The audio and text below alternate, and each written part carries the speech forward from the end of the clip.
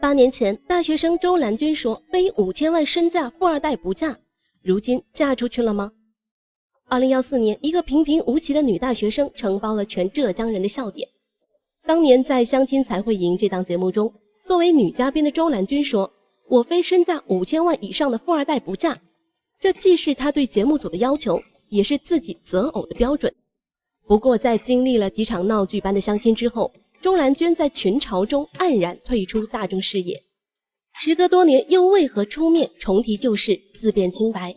如今8年過去，她是否已經實現夢想，嫁入豪門？事件的源頭還得從一檔節目說起。2014年，在浙江衛視播出的相親類節目《相親才會贏》，迎來了一位特別的客人，她就是在讀大學生周蘭君。她的特別地方在於，剛一上來就公開表示，必須嫁給富二代，普通的富二代還不行，身價至少要5000萬起步。此話一出，驚呆眾人，就連節目組人員都忍不住詢問：你為什麼這麼自信，認為自己能嫁給5000萬身價的富二代呢？對此，周蘭君則有自己的定位：我人格獨立，這是我最大的優點。總有人喜歡是我這一款比較淑女型的，如果沒有嫁到的話，我可以不結婚。不僅如此，他還有依據。之前我有去世紀佳緣打聽過我能嫁多少的，然後其中一個紅娘說我可以嫁2000萬資產的，然後不過我自己想嫁5000萬。這番稚嫩的言論令人哭笑不得。當你以為他只是無知者無畏，他卻有着清晰的思維和不變的決心。於是在與相親特派員進行第2次約談時，他又說出更令人震驚的話：如果我在意外界的輿論，聽了他們之後，我能得到什麼呢？他們能給我什麼？不能。所以我會遵從自己的內心聲音，一定要找個富二代，這才能幫助到我。如果我不嫁富二代的話，我的一些就是比如说我的容貌、我的身材都会，还有我的社交的禮儀，還有我美好的品德、美好的性格，還有我的就甚至是靈魂都會被毀了，是這樣的。我覺得周蘭君憑什麼這麼自信？難道有顯赫的家世或者獨特的長處？其實不然，周蘭君出生於相對普通的家庭，父親在國企上班，母親是某大學的一位社管，而他本人的學習成績還算得上優秀，高考總分本可以報個211，但是卻選擇到浙江工商大學。僅憑這些條件對上他擇偶標準還是遠遠不夠的，但節目組能看出他的決心，還是給周蘭君安排了男嘉賓相親。參加約會的時候，周蘭君還是很重視的，為此精心打扮了一番。不過周蘭君展露出來的表現卻讓人大跌眼鏡，自稱接受過良好的社交禮儀訓練呢，不等男嘉賓到場就自顧自地吃起桌上的水果。正常來講，等雙方到了之後再一起進食是最基本的禮貌，然而自稱社交禮儀優秀的周蘭君卻絲毫不在意。過了一會兒，男嘉賓到場，雙方見面之後簡單打招呼就直入主題。在交談時，周蘭君便向男嘉賓提出了3點擇偶要求。第一，他說他想找的富二代，父母必須有明辨是非的能力；第二，要有求真務實的精神；第三，還要有誠信的品質。這樣子他才願意喊他們一聲爸爸媽媽，孝敬他們到老。好家伙，不僅要找5000萬的富二代，甚至還提出一堆的要求。男嘉賓聽完強忍笑意，直接汗顏，一時間竟不知如何作答。過了一會兒，男嘉賓反問他：您自身有什麼優勢或者長處嗎？周蘭君不但沒說出個所以然來，卻還不能放下自己的驕傲，有股擺爛的架勢。毫無疑問，這場相親以失敗告終。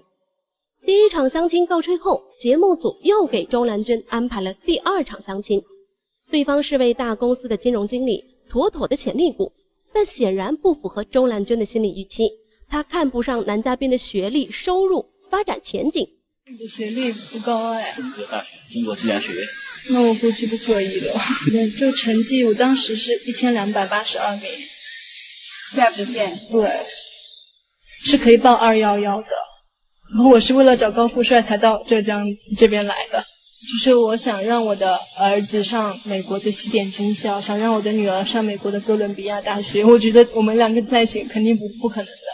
就讓兒子上西點軍校，不僅是要聰明，而且還要很多錢，不想過看人臉色的日子。聽了他這番話，我們也終於知道，為什麼能報211成績的他會選擇一所普通的大學了？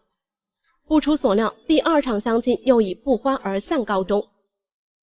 這期節目播出之後，立即在社會上引起很大的反響。周蘭君不但沒在節目中找到寶馬王子，還因那些雷人的言論遭到屏幕前的觀眾一頓的口誅筆伐。明明自己很普通，卻大言不慚提高要求，哪來的迷之自信配得5000萬身價的富二代？這跟白日做夢沒什麼區別。一時間，周蘭君的微博成為大家口誅筆伐的陣地，拜金、庸俗、愚蠢、無知。在大眾批判的聲音裡，周蘭君被噴得體無完膚。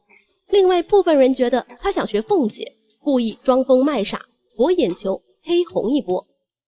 還有人認為這是節目組安排的劇本，只為博得收視率。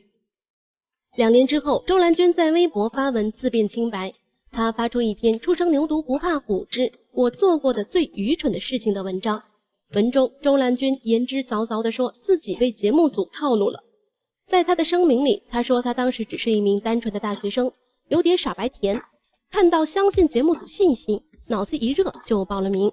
因為自己在相親介紹欄裡寫的是要找富二代，節目組看到了話題性，等第2天約談時，特派員胡丹故意循循善誘，引導他說出對富二代的渴望和要求，越誇張越好，並且還喊來一眾同事來制造圍觀的效果，同時還不斷鼓勵周蘭君，讓他自信心爆棚。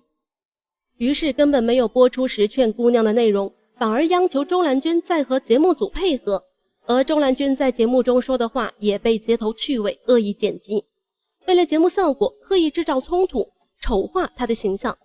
於是最終成片時才有了那些雷人言論。不僅如此，周蘭君還表示，跟他第一次見面相親時的男嘉賓根本不是什麼富二代，而是一名普通律師，同時還是胡丹的朋友，真名叫重岩俊。相親當場2人一直擠眉弄眼。錄完節目後，周蘭君覺得不合適，不想播出，可是沒有得到電視台的同意。那麼真相到底如何呢？當然不排除節目組為了收視率而引導嘉賓，並通過後期剪輯制造話題的可能性，但把一切都推給了節目組，顯然也是站不住腳的。就拿毛晓彤和陳翔的事件為例，當初2人還在一起，陳翔在參與錄製《親愛的特戰》時就哭訴自己失戀了，是個單身狗。後來2人鬧分手，這事又被翻了出來，陳翔卻說這是後期的剪輯和配音問題，卻被毛曉彤反問，如果你自己沒說這些話，沒有給出這些信息素材，後期是沒有辦法剪輯的。陳翔被怼得啞口無言。反觀周蘭君這一邊，那些話也是從他嘴裡說出來的，這可是做不得假。可是一個年輕女孩想嫁給富二代的夢想又有什麼錯呢？並沒有。說句公道話，周蘭君還是有可圈可點的地方的。她是一個一直知道自己想要什麼的女孩，目標明確，並有自己的人生規劃。然而錯就錯在她把自己的私欲和夢想赤裸裸地強加在一起，或者說強加在另一半身上。又或許她一直活在自己的理想主義當中，並且单純的以为把自己的真實想法說出來就能得到大家的認可。但是现實終究是現實，並不是童話。這個世界上即使再無私的感情，也是建立在一定的需求和利益之上的。好在最終周蘭君能懸崖勒馬，看清現實。大學畢業後腳踏實地，謙虛學習。如今距離相親才會贏這檔節目播出已經過去8年，周蘭君早已蛻變成一位成功的商業女性，不僅擁有自己的網絡公司，自身涵養也得到明顯的提升。雖然沒能實現嫁入豪門的願望，但也逐漸實現了財富自由，活出真實的自己。時隔多年談起過去，雖然還會愧疚，不過倒也坦然，這也是值得我們學習的地方。對此，你又是怎麼看的呢？